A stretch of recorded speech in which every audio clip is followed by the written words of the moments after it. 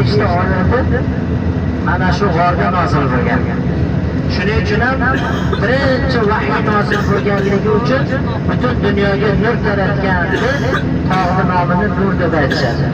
Nur tog'i. Nur tog'i, Hiro g'ori. Shu odamlarni ko'ryapsizlarmi? Hammasi shunga chiqib ketishyapti.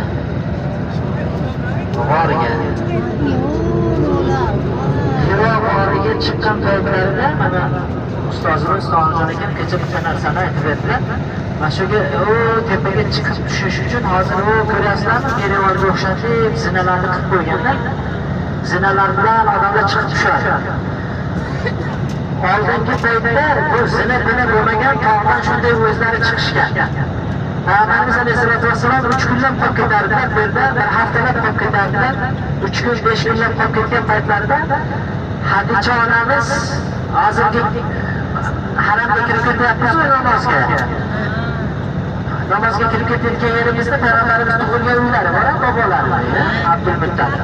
Yo'lning bu tarafida Hadicha onamiz uylari bo'lgan.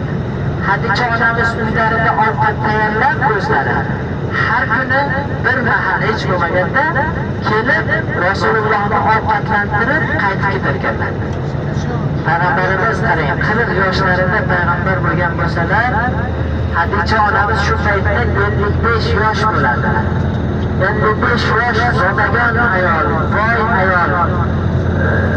Bunday qilib aytganda boylari shu uylaridan mana shu to'qmacha bo'lgan joyga kunlarni, cho'rilarni qo'yib, qo'l qilib ovqatni chiqartirishga kunlari yetadigan darajada. Ya'ni 9 tushib kelsa pulga oladigan darajada. Lekin bu ishni qiladilar. Hadicha onamiz o'z qo'llari bilan ovqat tayyorlab, Payg'ambarimiz alayhisolatu vassalomga o'z qo'llari bilan yedirib ketardilar. Mana shu olib chiqib, ana muhabbat Payg'ambarimiz alayhisolatu vassalomga bo'lgan Hadicha onamizning muhabbatlari shunday bo'lgan. Shuning uchun Hadicha onamiz ham ko'p maqtaladi. Payg'ambarimiz alayhisolatu vassalom Hadicha onamizning fazilatlaridan bittasini aytadiki, Rasululloh Hadicha onamiz hayot o'yinlari davrida